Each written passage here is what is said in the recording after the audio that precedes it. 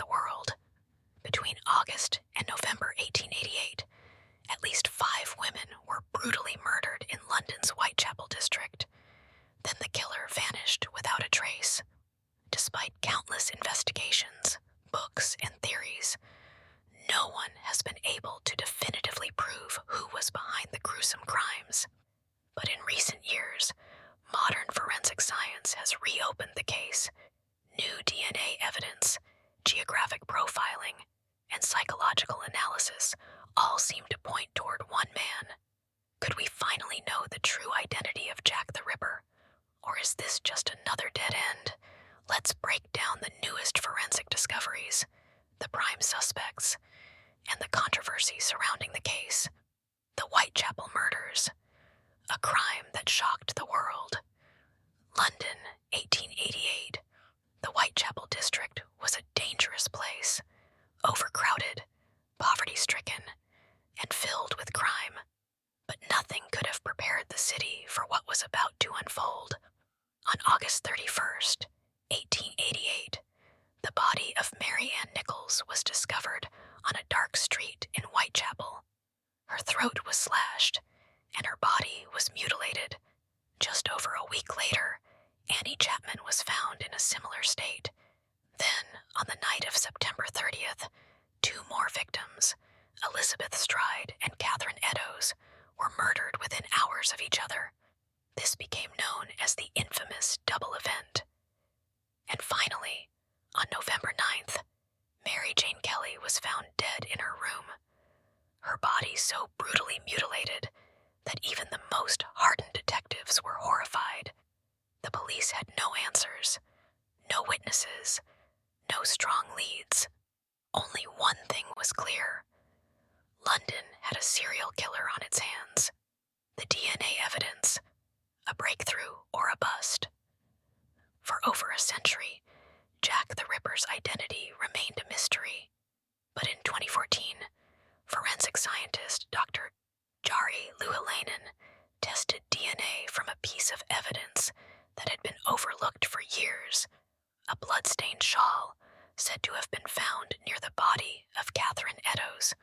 Louhilainen's tests identified mitochondrial DNA, matching a direct female descendant of both Eddowes and a prime suspect. Aaron Kosminski.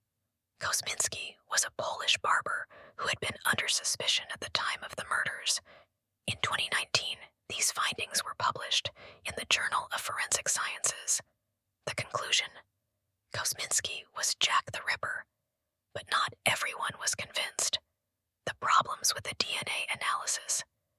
Experts quickly pointed out some serious issues with the evidence. First, mitochondrial DNA can only confirm a general lineage, not an individual. Second, there was no proof that the shawl actually came from the crime scene. Some believe it may have been contaminated over the years, making the results unreliable. And third, when the journal requested access to the original DNA data, the researchers were unable to provide it. Could this really be the evidence that solves the case? Or is it just another theory with no real proof? Geographic profiling. Where did the Ripper live?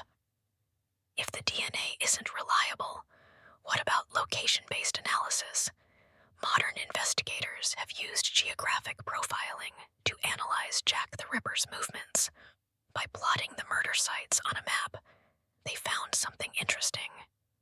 All 5 murders occurred within a small half-square-mile area, and one location stood out: Flower and Dean Street, a high-crime area where many suspects, including Kosminski, were known to live. This suggests that the killer likely lived within walking distance of the murders. And once again, the evidence points back to Kosminski, the FBI's criminal profile. Who was Jack the Ripper? In 1988, the FBI created a psychological profile of Jack the Ripper.